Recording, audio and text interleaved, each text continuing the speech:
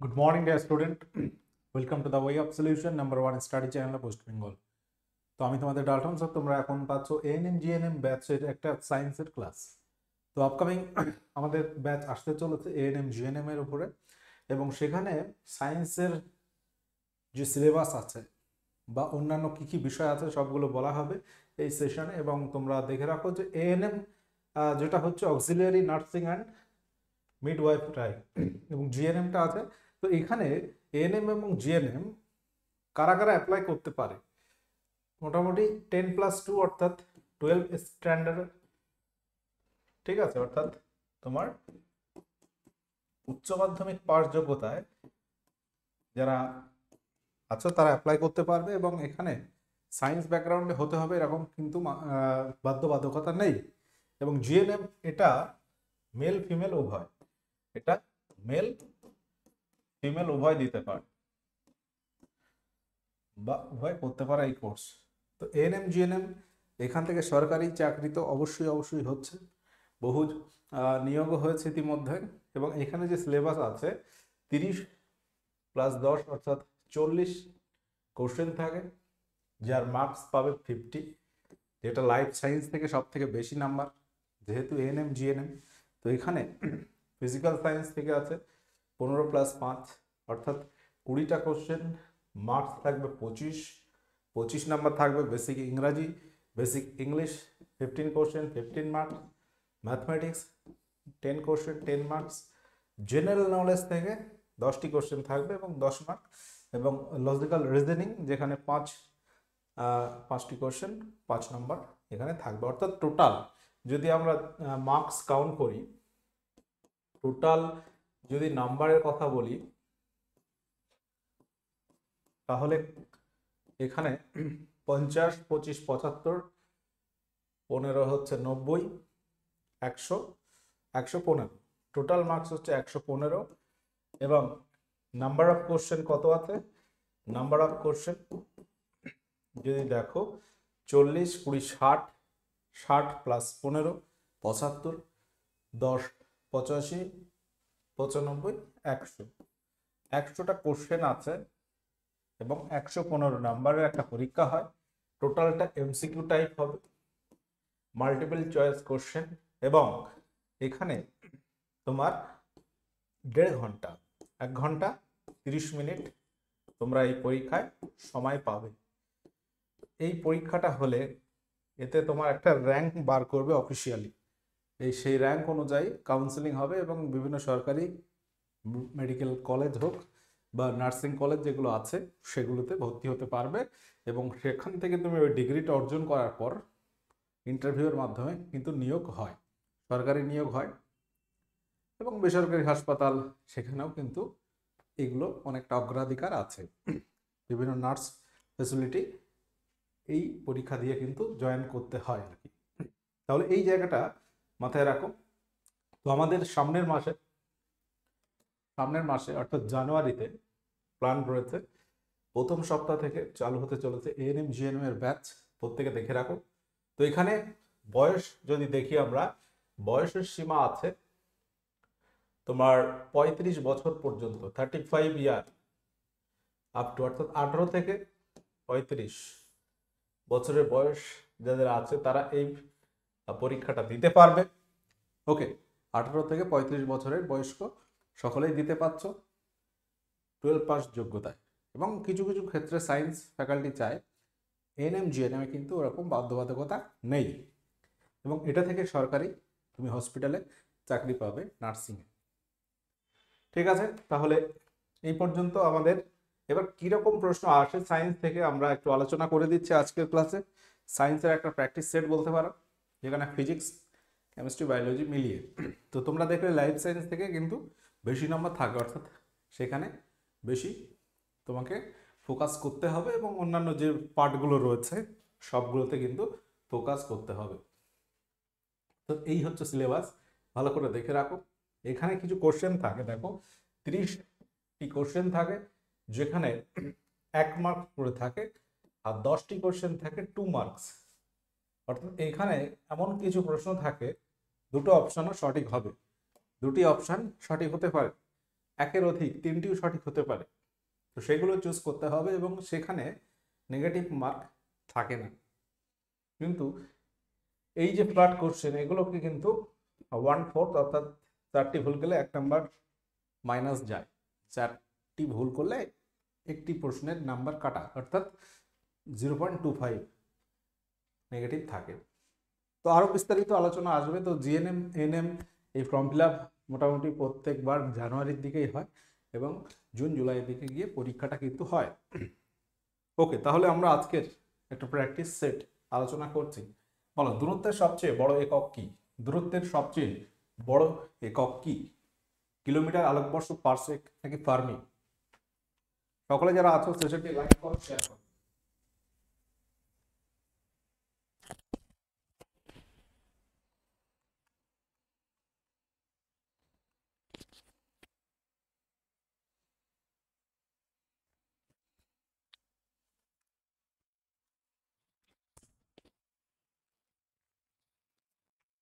ওকে, তো এখানে সঠিক উত্তর কি হবে? পারসেক হয়ে যাবে সঠিক উত্তর, অপশন সি। পারসেক এখানে সঠিক উত্তর হয়ে যাবে, সবচেয়ে বড় একক পারসেক। আলোকবর্ষটা কি? আলোকবর্ষ হলো কি? আলোকবর্ষ হচ্ছে জ্যোতির্বিজ্ঞানের একটা দূরত্বের একক, ক্ষুদ্র দূরত্বের একক, সময়ের একক নাকি আলোর গতিবেগের একক? এখানে সঠিক উত্তর হয়ে যাবে অপশন এ, জ্যোতির্বিজ্ঞানের দূরত্বের একক। তো আগের প্রশ্ন আর এটা যদি দেখি, দূরত্বের এককের কথা বলা হচ্ছে। পারসেক এবং আলোকবর্ষ সম্পর্কটা কি? আলোকবর্ষ বা লাইট ইয়ার, এটার সংজ্ঞাটা কি? এটার সংজ্ঞাটা একটু জেনে রাখতে হবে আমাদের। আলোকবর্ষ হচ্ছে শূন্য স্থানে আলো 1 বছরে যে দূরত্ব অতিক্রম করে তাকে বলা হয় 1 আলোকবর্ষ। সেই ডিস্টেন্সটাকে, সেই যে দূরত্ব, সেটাকে 1 আলোকবর্ষ বলা হবে। অর্থাৎ সেটাকে 1 আলোকবর্ষ বলা হবে। তাহলে এখানে আমরা যদি দেখি, ক্যালকুলেশন করলে এর ভ্যালুটা কেমন দেয়, অর্থাৎ 1 light year equal to 9.46 into 10⁻12 kilometre. এটা হচ্ছে ভ্যালু, মানে একের পরে 12টা শূন্য লাগাতে হবে, তার সঙ্গে 9.46 গুণ করতে হবে, তাহলে 1 আলোকবর্ষের ভ্যালুটা পাওয়া যাবে। এবার পারসেক বললাম সবচেয়ে বড় দূরত্বের একক। তো পারসেকের সঙ্গে আলোকবর্ষের যদি সম্পর্ক দেখি, 1 parsec equal to 3.26 light year, 3.26 আলোকবর্ষ, তাহলে আরো অনেক বড় একক। তো নর্মালি আমরা রাস্তাঘাট ইত্যাদি দৈর্ঘ্য মাপতে কিলোমিটার বা মাইল এই সমস্ত একক ব্যবহার করি। আলোকবর্ষ বড় দৈর্ঘ্য মাপার একক। ফার্মি দৈর্ঘ্যের সব থেকে ক্ষুদ্রতম একক। এটা কি? এটা হচ্ছে দৈর্ঘ্যের সব থেকে ক্ষুদ্রতম একক। ফার্মির সাহায্যে আমরা অণু পরমাণুর ব্যাস পরিমাপ করি। তাহলে দুটো কথা এখানে বলা হলো। নিউটনের গতিসূত্রগুলি যে গ্রন্থে সর্বপ্রথম প্রকাশ করেন তা হলো কি? নিউটনের গতিসূত্রগুলি যে গ্রন্থে সর্বপ্রথম প্রকাশ করা হয় তার নাম কি? বলো, এখানে সঠিক উত্তর কি হবে? আচ্ছা, এখানে মাইকের একটু ডিস্টার্ব হচ্ছে আমার, তো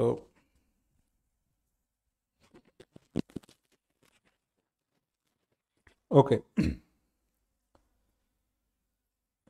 এখানে মনে রাখবে প্রিন্সিপিয়া ম্যাথমেটিকা। নিউটনের গতিসূত্র সংখ্যা কটি আছে? 1 2 3, 3টি গতিসূত্র রয়েছে। এছাড়া আলাদা করে মহাকর্ষ সূত্র আছে নিউটনের। তো কোনো অশ্বারোহী পিছন দিকে হেলে পড়েন যখন তার অশ্ব দৌড়াতে আরম্ভ করে। অশ্ব অর্থাৎ ঘোড়া। তো এর কারণ কি? তো একজন ঘোড়ায় বসে রয়েছে, হঠাৎ ঘোড়া যখন দৌড়ানো শুরু করলো, কি হচ্ছে, পিছন দিকে হেলে পড়ছে। এই যে ঘটনাটা, এটা কি বলা হবে? স্থিতিজাড্য, গতিজাড্য, অভিকর্ষজ বল, নাকি এর কোনোটি নয়?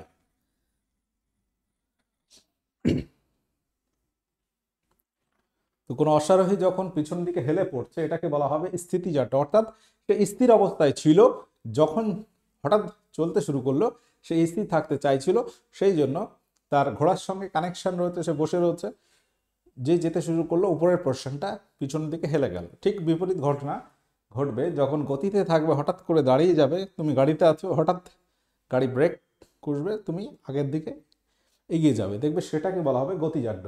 তো এই যে জাড্য ধর্ম, এগুলো আমরা নিউটনের কোন গতিসূত্র থেকে পাই? জাড্য ধর্ম, এটি মনে রাখবে নিউটনের প্রথম গতিসূত্র থেকে পাওয়া যায়, প্রথম গতিসূত্র থেকে পাওয়া যায়।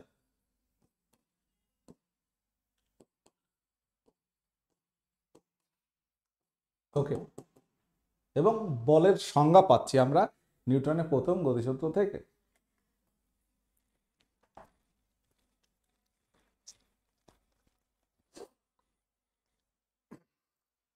পৃথিবীর নিরক্ষীয় অঞ্চল থেকে কোনো বস্তুকে মেরু অঞ্চলে নিয়ে গেলে বস্তুটির কিসের পরিবর্তন হবে? ভর বাড়ে, ভর ওজন দুই পরিবর্তিত হয়, ওজন বাড়ে নাকি ওজন কমে? সকলে সেশনে যারা কানেক্ট হয়ে গেছো, দ্রুত সেশনটি লাইক করো, শেয়ার করো এবং শেষ পর্যন্ত দেখতে থাকো। এই যে সায়েন্স ক্লাস ওভারঅল তোমাদের একটা ব্যাপারটা সহজ করে দেওয়া হবে যাতে তোমরা পরীক্ষায় খুব ভালো মার্কস পাও। আচ্ছা, পৃথিবীর নিরক্ষীয় অঞ্চল থেকে যদি মেরু অঞ্চলে নিয়ে যাওয়া হয় তাহলে যে ঘটনাটি ঘটবে সেটা হচ্ছে অভিকর্ষজ ত্বরণ। অভিকর্ষজ ত্বরণের একটা গল্প আছে এখানে। অভিকর্ষজ ত্বরণ, এর যে মান, এটা কিন্তু পরিবর্তন হয়, এটা পরিবর্তন হয়। অভিকর্ষজ ত্বরণ, এটাকে আমরা স্মল জি দিয়ে প্রকাশ করি, স্মল জি। নর্মালি ভূপৃষ্ঠের উপরে অভিকর্ষজ ত্বরণ হয় 9.81 মিটার পার সেকেন্ড স্কোয়ার। এটা হচ্ছে নর্মাল ভূপৃষ্ঠের উপরে। কিন্তু এই অভিকর্ষজ ত্বরণ যদি পৃথিবীর কেন্দ্রে যাও শূন্য হবে, মহাশূন্যে যাও শূন্য হবে, চাঁদে গেলে 1/6 হবে। নিরক্ষীয় অঞ্চল এবং মেরু অঞ্চলের মধ্যে একটা ডিফারেন্স তৈরি করে, অর্থাৎ নিরক্ষীয় অঞ্চলে পৃথিবীর ঘূর্ণন বেগটা বেশি হওয়ায় অভিকর্ষজ ত্বরণ মেরু অঞ্চলের থেকে তুলনামূলক কম হয়। তাহলে নিরক্ষীয় অঞ্চলে জি এর ভ্যালু মেরু অঞ্চলের থেকে কম হবে, তাহলে মেরু অঞ্চলে নিয়ে গেলে জিটা বাড়ে, মেরু অঞ্চলে জি বেশি হয়। তাহলে জি এর সঙ্গে সম্পর্ক কার থাকে? ওজনের। ভর, বস্তুর ভর বলতে বস্তুর মধ্যে যে পরিমাণ জড় পদার্থ আছে সেটাকে বলা হয়। তো ভরের কিন্তু কোনো রকম চেঞ্জ হবে না, ভর ফিক্সড, অলওয়েজ ফিক্সড। ভর ওজন দুই পরিবর্তিত হবে না। এবার ওজন বাড়ে নাকি কমে? ওজন মানে কি? ওজন মানে হচ্ছে যেটাকে আমরা সংক্ষেপে ডাব্লু দিয়ে প্রকাশ করি, বস্তুর ভরের সঙ্গে অভিকর্ষজ ত্বরণের গুণফল। তাহলে ওজনটা জি যদি বাড়ে, গুণফলটা ভ্যালুটা বাড়বে, ওজন বাড়বে। টিউবওয়েলের হাতল কোন ধরনের লিভার? টিউবওয়েলের হাতল এটি কোন ধরনের লিভার? প্রত্যেকে অ্যান্সার করো। টিউবওয়েলের হাতল প্রথম, দ্বিতীয়, তৃতীয় শ্রেণীর কোনটি হবে? তো লিভার একটা যন্ত্র যেখানে তিনটি বিষয় থাকে, আলম্ব বিন্দু, ভার বিন্দু এবং একটা বলা হচ্ছে বল বাহু বা বল বিন্দু। তিনটে বিষয় এখানে মনে রাখতে হবে, আলম্ব, বলবাহু, ভরবাহু। তো এখানে টিউবওয়েলের হাতল, এটাকে আমরা বলবো প্রথম শ্রেণীর লিভার। প্রথম শ্রেণী কেন বা দ্বিতীয় শ্রেণী কিভাবে বুঝবো? আলম্ব যার মাঝখানে থাকে, প্রথম শ্রেণীর লিভারে আলম্ব থাকবে মাঝখানে, মাঝে থাকে, আলম্ব থাকে মাঝখানে, এক প্রান্তে থাকবে ভারবাহু, আর এক প্রান্তে বল প্রয়োগ করা হবে। এই পজিশন অনুযায়ী ভার, আলম্ব এবং বলবাহু, এই পজিশন চেঞ্জ অনুযায়ী লিভার তিন ধরনের হয়। প্রথম শ্রেণীর লিভারে আলম্বটা কোথায় থাকবে? মাঝখানে। এক্সাম্পল আরো রয়েছে, আলম্ব বিন্দুর কোথায় থাকে? এটা ভর ও প্রযুক্ত বলের মাঝখানে, প্রথম শ্রেণীর লিভারে। এটা খুব ভালো করে মাথায় রাখবে, আলম্ব বিন্দুর অবস্থানটা মাঝখানে থাকে। এবং এক্সাম্পল যদি দেখো, নলকূপের হাতল আছে, ঢেকি, বেলচা, পেরেক তোলা যন্ত্র, ভারী বস্তু তোলা শাবল, তুলা দণ্ড। এবার তোমার মনে হবে যে আলম্বটা কি? আলম্ব সেটা আবার কি? আলম্ব অর্থাৎ এমন একটা বিন্দু থাকবে যার সাপেক্ষে সেই যন্ত্রটা ঘুরতে পারবে। ওকে, তাহলে আগের টিউবওয়েলের কথা যদি বলি, এইগুলো একটু ছবি আঁকলে তোমরা আরো ভালো বুঝতে পারবে। এটা ধরো একটা টিউবওয়েল, ঠিক আছে? তো টিউবওয়েলের যে একটা হাতল থাকে এরকম, ওকে, তো এই হাতলের সঙ্গে কিভাবে কানেকশন থাকে দেখবে যে এখান থেকে একটা রড থাকে এইভাবে, ঠিক আছে, যার সাপেক্ষে এখানে তোমার জলটা ওঠে, এবং এইখানে একটা কানেকশন থাকে, দেখবে এখানে একটা কানেকশন থাকে যার সাপেক্ষে এটা আপ ডাউন হবে, ঠিক আছে? এটা দেখবে এরকম একটা অ্যাঙ্গেল থাকে, এই জায়গাটা থাকবে আলম্ব, যার সাপেক্ষে ওই যে হাতলটা নড়াচড়া করতে পারে। ভালো করে খেয়াল করবে, প্রত্যেকের বাড়ি আশা করি টিউবওয়েল রয়েছে। আচ্ছা, এখানে বোঝা গেল দ্বিতীয় শ্রেণীর লিভারে ভারটা দণ্ডের কোথায় থাকে? এটা দণ্ডের কোথায় থাকে? প্রান্তে, মাঝে ও প্রান্তে, মাঝে নাকি কোনোটি নয়? দ্বিতীয় শ্রেণীর লিভারের একটা এক্সাম্পল কি হবে বলো? দ্বিতীয় শ্রেণীর লিভারের একটা উদাহরণ কি হবে? মনে রাখবে এখানে মাঝে হবে, এবং জাতি, নৌকার দাঁড়, আবর্জনা ফেলার ঠেলাগাড়ি, ছিপি, তোলার যন্ত্র, ছাপার যন্ত্র ইত্যাদি হচ্ছে দ্বিতীয় শ্রেণীর লিভারের এক্সাম্পল। তো এখানে ভার বাহুটা থাকে মাঝখানে, তাহলে ভার দণ্ডের মাঝখানে থাকে, ভার যেখানে কাজটা হয় আর কি অ্যাকচুয়ালি, আর বল যেখানে বল প্রয়োগ করা হচ্ছে, আর আলম্ব তো যার সাপেক্ষে ঘুরতে পারে। তো একটা জাতির ছবি যদি আমরা দেখি, এরকম সুপারি কাটার জন্য জাতি ব্যবহার করা হয়, তো এই জায়গায় দেখবো একটা আলম্ব থাকে যার সাপেক্ষে জাতিটা ঘুরতে পারছে। এখানে ভারবাহু যেখানে সুপারিটা রেখে কাটা হচ্ছে, আর এখানে থাকছে আলম্ব, ওকে। এবং এখানে এই যে হাতলে বল প্রয়োগটা করা হয়, এটাকে বলা হবে বল বাহু। মানুষের হাত কোন শ্রেণীর লিভার? মানুষের হাত বলতে কনুইয়ের সামনের অংশকে বোঝাচ্ছে।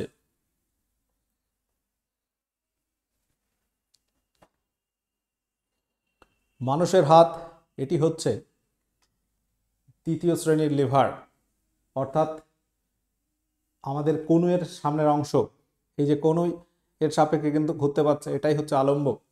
এবং হাত দিয়ে কাজ করছি, এই পেন দিয়ে লিখছি, এই জায়গাটাকে ভারবাহু বলা হয়। আর বলটা অ্যাকচুয়াল মিডিলে বলটা প্রয়োগ হয়। তো মানুষের কনুইয়ের সামনের অংশ, চিমটা, ক্রেন, মুখের চোয়াল, পাউরুটি কাটার ছুরি, মাছ ধরার ছিপ, এগুলো তৃতীয় শ্রেণীর লিভার বলা হবে। আধানের একক কি? আধানের একক কি হবে? আধান অর্থাৎ বিদ্যুৎ আধান, বৈদ্যুতিক আধান, অ্যাম্পিয়ার, কুলম্ব, ভোল্ট নাকি ওহম? প্রশ্ন কিন্তু খুব কঠিন হয় না, একটু পড়াশোনা করলে খুব সহজেই কিন্তু এই যে পরীক্ষায় ভালো স্কোর করা যায়। আউট অফ 115 এখানে তুমি যত স্কোর তুলবে তত তোমার কলেজ ভালো পাবে, র্যাঙ্কিং ভালো হলে তোমার সুযোগ সুবিধাটা বেশি থাকবে, সরকারি কলেজ পেয়ে যাবে যেখানে তোমার খরচটা খুবই কম। আধানের একক হচ্ছে কুলম্ব, সঠিক উত্তর অপশন বি। অ্যাম্পিয়ারটা কিসের একক? অ্যাম্পিয়ারটা হচ্ছে তড়িৎ প্রবাহের একক। তড়িৎ প্রবাহ, কি পরিমাণ তড়িৎ প্রবাহিত হচ্ছে, অ্যাম্পিয়ার এককে বোঝানো হয়। ভোল্ট বা ভোল্টেজ, এটা হচ্ছে বিভব প্রভেদের একক, বিভব প্রভেদ, ওকে। ওহমটা কিসের একক? রোধের একক, রেজিস্ট্যান্স, ঠিক আছে, রোধের একক। তাহলে এই সমস্ত এককগুলো আমাদের একদম মুখস্থ রাখতে হবে। চালক সংশ্লেষে সৃষ্ট গ্লুকোজ অণুর অক্সিজেনের উৎস হলো কোনটি? তো চালক সংশ্লেষ প্রক্রিয়ায় আমরা জানি উদ্ভিদ গ্লুকোজ তৈরি করছে, অর্থাৎ শ্বেতসার বা শর্করা জাতীয় খাদ্য গ্লুকোজ তৈরি করে। এই গ্লুকোজ কিভাবে তৈরি হয় সেটা আমরা সাংকেতিক যে রিয়াকশন বা ফর্মুলা আছে সেটা লিখলে এখানে বোঝা যাবে। আমরা কি জানি 6 অণু কার্বন ডাই অক্সাইড লাগে এবং 12 অণু জল সংশ্লেষ প্রক্রিয়ায় এই সমীকরণ আকারে কিন্তু প্রকাশ করা যায়। এবং এখানে সূর্যালোক লাগে, আর কি লাগবে? ক্লোরোফিল।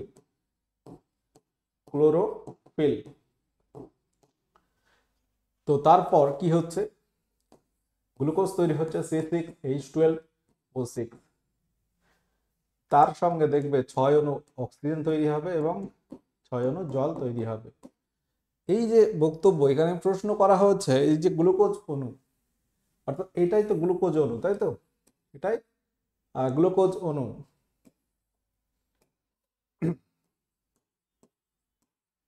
এই যে গ্লুকোজ, এখানে একটা অক্সিজেন রয়েছে, ভালো করে খেয়াল করো, এখানে একটা অক্সিজেন রয়েছে, এখানে অক্সিজেন রয়েছে।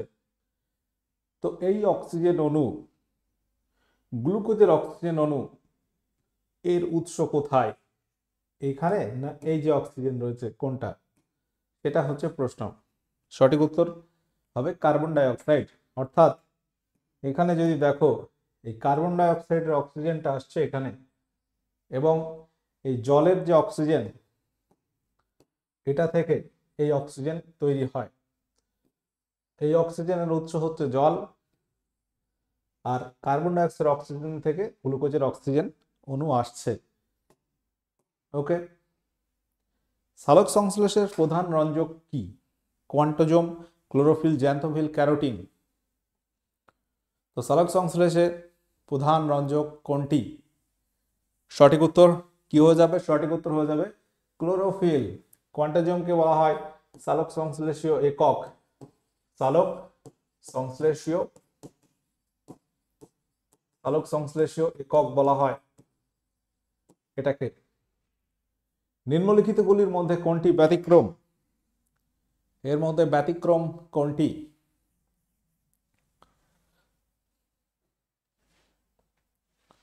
মিটার, ফার্লং, মাইল নাকি একর?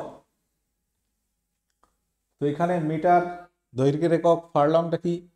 মাইল হচ্ছে দৈর্ঘ্যের একক, একরটা দেখবে ক্ষেত্রফলের একক। এটা আমরা জানি। তুমি অপশন ফার্লং জানো না, কিন্তু একর সম্পর্কে সকলের ধারণা আছে। ওকে, একরটা হচ্ছে ক্ষেত্রফলের একক, তাহলে এটাই আলাদা হবে। ফার্লং এটাও দৈর্ঘ্যের একক, এটাও দৈর্ঘ্যের একক। 5 ফার্লংয়ে 1 কিলোমিটার, অর্থাৎ 1 ফার্লং মানে 200 মিটারের কাছাকাছি। শ্বসন এক প্রকার কি ধরনের বিপাক প্রক্রিয়া? অপচিতি, উপচিতি, ভৌত নাকি বিজারণ? তো এখানে সঠিক উত্তর কি হবে?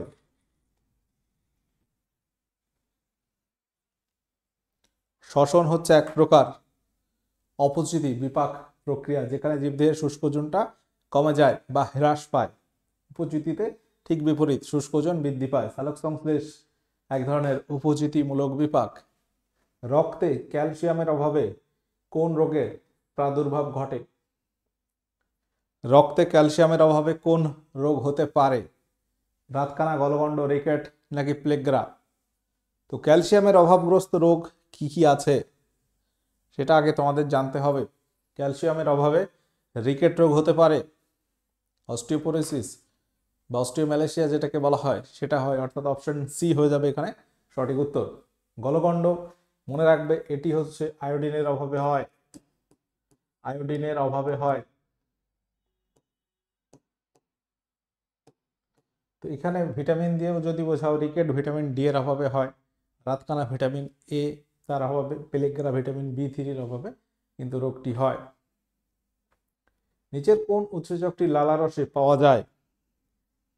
কোন উৎসেচকটি লালারসে পাওয়া যায়?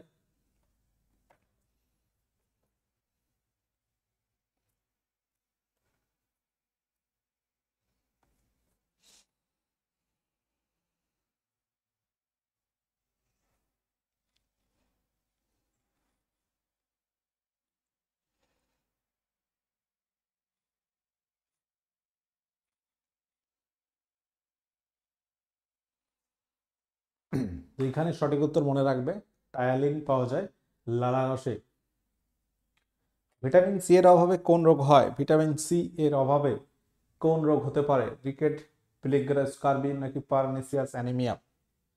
বিভিন্ন ভিটামিনের অভাবজনিত রোগ, এগুলো তো সব জানতেই হবে। তো এই ক্লাসে আমি আর অত বিস্তারিত যাচ্ছি না, ডাইরেক্ট অ্যান্সারে যাচ্ছি। ভিটামিন সি এর অভাবে স্কারবি হয়, পিলিগ্রা ভিটামিন বি3 এর অভাবে হয়, এবং পারনিসিয়াস অ্যানিমিয়া ভিটামিন বি12 এর অভাবে হয়। আর এটা তো বলে দিয়েছি, ভিটামিন ডি। কোন ভিটামিন মূত্রের মধ্যে পাওয়া যায়? বি1, সি, ডি নাকি এ?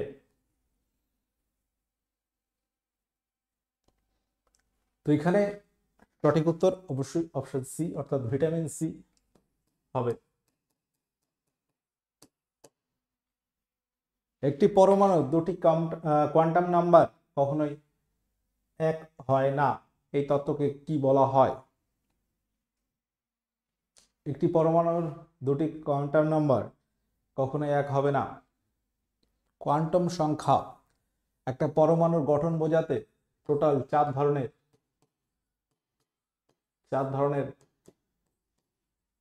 কোয়ান্টাম সংখ্যা প্রয়োজন হয়।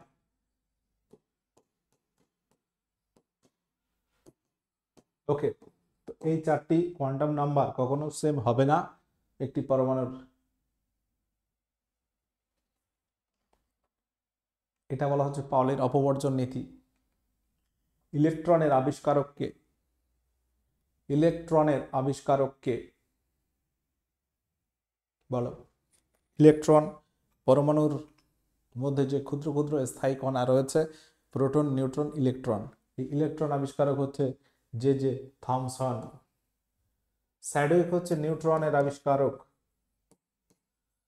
নিউট্রন। রাদারফোর্ড, তিনি হচ্ছেন প্রোটনের আবিষ্কারক। প্রোটনের আবিষ্কারক রাদারফোর্ড এবং গোল্ডস্টাইন, দুজনের নাম মনে রাখতে হবে। 10টি ইলেকট্রন এবং 13টি প্রোটন দ্বারা তৈরি কণা হলো কি? 10টি ইলেকট্রন 13টি প্রোটন দ্বারা তৈরি কণা এখানে কোনটি? তো এখানে আমাদের পরমাণুর গঠন সম্পর্কে একটু জানতে হবে।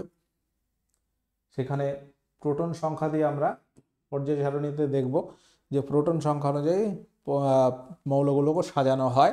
অ্যালুমিনিয়ামে রয়েছে 13টি প্রোটন, তো অ্যালুমিনিয়াম 13, এবং এর ইলেকট্রন কটা থাকে? পরমাণু নিস্তড়িত হয়, তাই তো? প্রোটন এবং ইলেকট্রন সমান থাকে, 13টি ইলেকট্রন থাকে।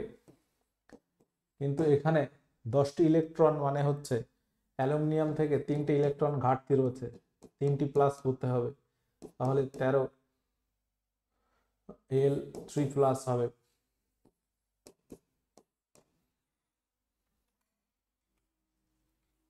নিস্তড়িত পরমাণু থেকে পজিটিভ আয়ন কিভাবে সৃষ্টি হবে? তো পরমাণুর বাইরে কিন্তু কক্ষপথ রয়েছে, যেখানে কি করছে? পরমাণুর কেন্দ্রে থাকবে নিউক্লিয়াস, যেখানে প্রোটন নিউট্রন থাকে, এবং কক্ষপথে ইলেকট্রন আবর্তন করে। তো ইলেকট্রনই কিন্তু বেরিয়ে যেতে পারে বা ইলেকট্রন যুক্ত হতে পারে, প্রোটন বেরিয়ে যায় না। তো এই ইলেকট্রন গ্রহণ বা ত্যাগের দ্বারা পরমাণু আয়নিত হবে, পজিটিভ হবে না নেগেটিভ হবে? যদি ইলেকট্রন ত্যাগ করে দেন কি হবে? পরমাণুটা পজিটিভ তড়িৎগ্রস্ত হবে। অর্থাৎ কি হবে? ইলেকট্রনটা কি নেগেটিভ।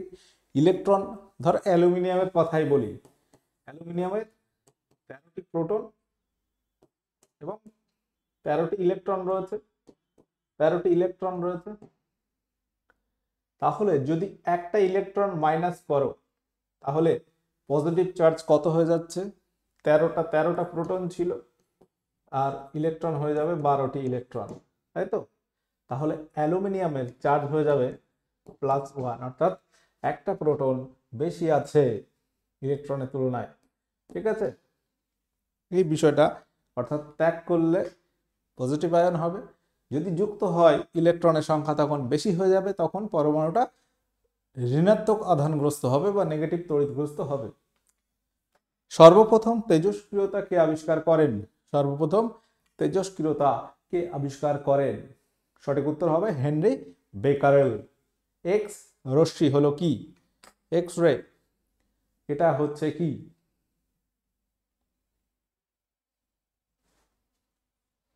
মনে রাখবে, উচ্চ শক্তি সম্পন্ন একটা তড়িৎ চুম্বকীয় তরঙ্গ। তড়িৎ লেপনের কৌশল কে আবিষ্কার করেছিলেন এটা তোমরা হোমওয়ার্ক করবে। এখানে আজকের ক্লাস আমি এন্ড করছি। প্রত্যেকে যারা কানেক্ট ছিলে তোমরা এটা কমেন্ট বক্সে অ্যান্সার করবে। তো 25 কোশ্চেন আজকে প্র্যাকটিস করালাম। প্রত্যেকে যারা কানেক্ট ছিল দেখে রাখো, আমাদের এএনএম জিএনএম ব্যাচ আসছে আগামী জানুয়ারি মাসে। এখানে আরো ইনফরমেশন পেতে তোমরা টেলিগ্রামে কানেক্ট থাকো, ঠিক আছে? কবে লঞ্চ হচ্ছে সেগুলো তোমরা জানতে পারবে। এবং আমাদের channel the way of solution subscribe করবে। এবং TWS একাডেমি, এখানে কিন্তু ব্যাচটা আসবে। এটা একটা অ্যাপ, আমাদের নিজস্ব অ্যাপ। এখানে পেড কোর্স রয়েছে, বিভিন্ন পরীক্ষার প্রস্তুতি এখানে করানো হচ্ছে। ওকে, সকলে ভালো থাকো, সুস্থ থাকো। সেশনটি ভালো লাগলে লাইক করবে, শেয়ার করবে। কোনো প্রশ্ন থাকলে কমেন্ট করে জানিয়ে দেবে। ওকে, টাটা, বাই।